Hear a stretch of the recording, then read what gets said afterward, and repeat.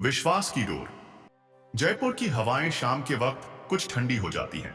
हल्की हल्की बूंदें बरसात के बाद की हों या धूल की गंध लेती हवा, शाम का मिजाज कुछ अलग होता है। विराट अपने दफ्तर से निकल रहा था। उसका मन अशांत था। अगले दिन करवा चौथ था और उसने महसूस किया था कि सारा, उसकी बीवी, कुछ उदास थी। कोई कारण नहीं बता रही थी, सिर्फ आंखों में एक भारीपन था। वहीं दूसरी ओर सारा अपने कमरे के एक कोने में बैठी थी, चाय की एक प्याली हाथ में। बाहर की हल्की धूप उसके बालों पर पड़ रही थी। उसने विराट की मुस्कानें याद की, उन लम्हों को जब शादी के बाद सब कुछ सरल लगता था।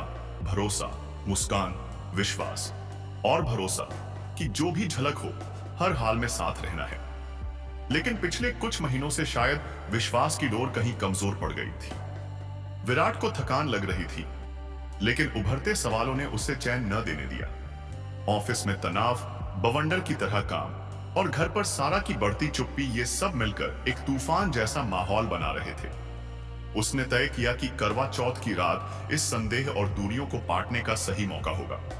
करवा चौथ की सुबह रंग कुछ अलग होता है। सूरज की पहली किरण जब धरती को चूमती है तो हर चीज नई हो जाती है। सारा ने त्योहार की तैयारी शुरू कर दी थी। उसने अपनी मां के घर से रखा हुआ सागौन का नया सूट निकाला, उसमें हाथों में मेहंदी लगाई, मांग में सिंदूर, झुमके, चूड़ियां, हर चीज सजाई। लेकिन मन के भीतर एक हल्की बेचैनी थी, कहीं विराट की वजह से ये प्यार की रस्म बेकार न हो जाए। दोपहर ढलने लगी थी और सूर्य की तपन अब धीरे धीरे कम हो रही थी। सारा ने करवा चौथ की पूजा की तैयारियां शुरू कर दी। उसने एक एक करके पूजा की सारी सामग्री को ध्यान से जांचा। चांदी की पूजा थाली, अक्षत, चावल, ताजे फूल, अनाज, लाल कपड़ा, मेहंदी की कोन और तरह तरह की मिठाई, सब कुछ सुव्यवस्थित था। बस चांद का इंतजार बाकी था।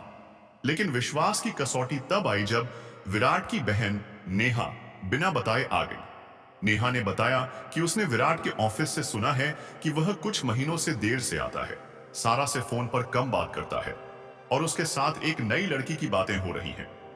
सारा का मन धड़क गया, आंखों में आंसू। लेकिन उसने कुछ नहीं कहा क्योंकि वह भरोसा करना चाहती थी। लेकिन डर भी था कि कहीं उसका प्यार कहीं टूट जाने न पाए। विराट ने देखा कि सारा का चेहरा ज्यादा उजला नहीं रहा। उसने पूछा, क्या हुआ, तुम ठीक हो? सारा ने सिर हिलाया, लेकिन शब्दों में घुटन थी। मैं ठीक हूं, बोली उसने, लेकिन आवाज में वह हल्की सी टूटन थी। शाम धीरे धीरे ढलने लगी थी और चांद के निकलने का वक्त करीब आ गया था। पुरानी यादों की तरह एक ठंडी हवा चली, जैसे वक्त खुद ठहर गया हो, मानो खुदा ने यह पल दिया हो, हर अनकही बात को कह देने का, हर दबे हुए दर्द को बांट लेने का मौका। विराट ने सारा से आग्रह किया कि चांद निकलने से पहले वे साथ बैठें और दिल की बातें करें। सारा के मन में डर था, पर वह प्यार में भरोसा करना चाहती थी। उसने ठान लिया कि चाहे कुछ भी हो, इस रात वह केवल सच बोलेगी और सच ही सुनेगी। यह रात सिर्फ सच की होगी। विराट ने सच्चाई साफ साफ बता दी कि उसने कहा कि नेहा की कही हर बात झूठ थी। असल में ऑफिस में एक नई टीम बनाई गई है जो एक बड़े प्रोजेक्ट पर काम कर रही है और उस प्रोजेक्ट को तय समय पर पूरा करने के लिए उसे देर रात तक ऑफिस में रुकना पड़ रहा है। जिस लड़की को लेकर सवाल उठे, वो दरअसल एक क्लाइंट की बेटी है। प्रोजेक्ट की एक अहम मीटिंग में उसका प्रेजेंटेशन देना जरूरी था और इसलिए विराट को उसके साथ संवाद करना पड़ा।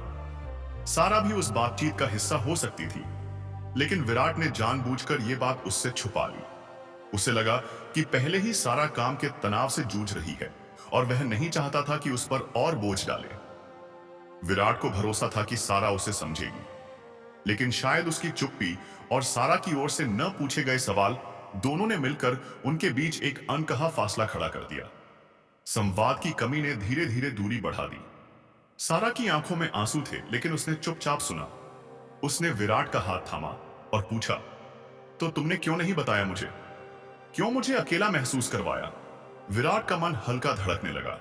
उसने महसूस किया कि भरोसा सिर्फ कहने से नहीं बनता, उसे जिया जाना चाहिए। विराट ने सिर झुकाया, आंखों में सच्चाई थी। मैं डर गया था कि तुम परेशान हो जाओगी। मुझे लगा कि मैं सब कुछ संभाल सकता हूं, तुम्हें बातों से परेशान न करूं। पर शायद मैं गलत था। मैंने तुम्हें एक हिस्से में ही रखा, अपने डर और काम के बोझ को छुपाया।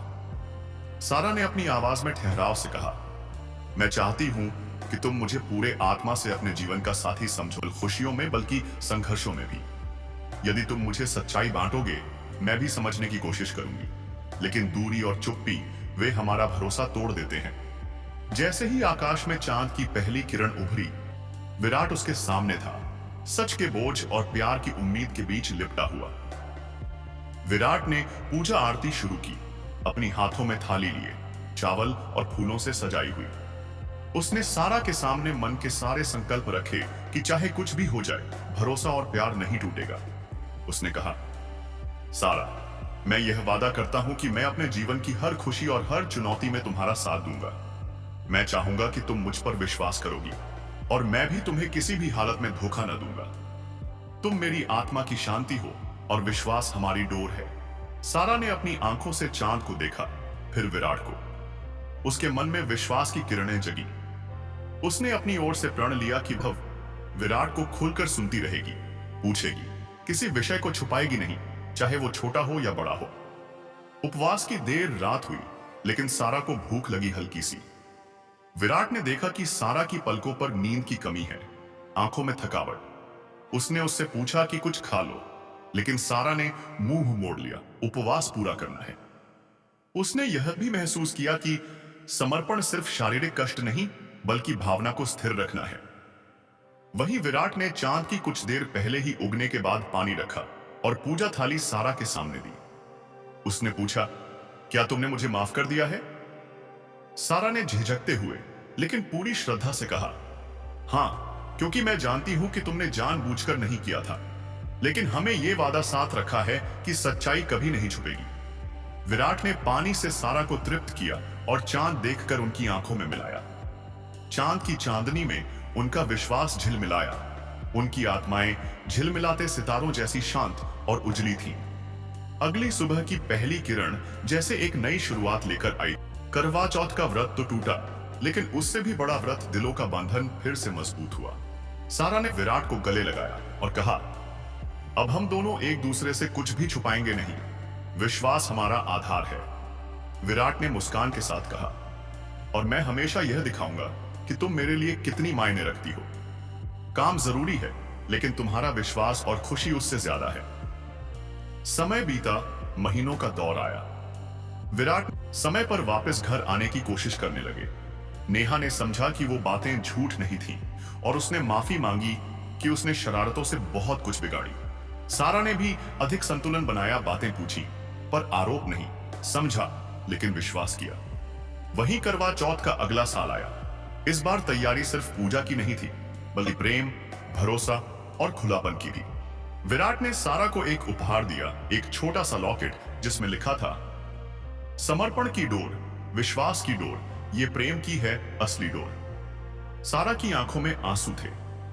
इस उपहार से ज्यादा इस उपहार की मंशा ने उन्हें छुआ था।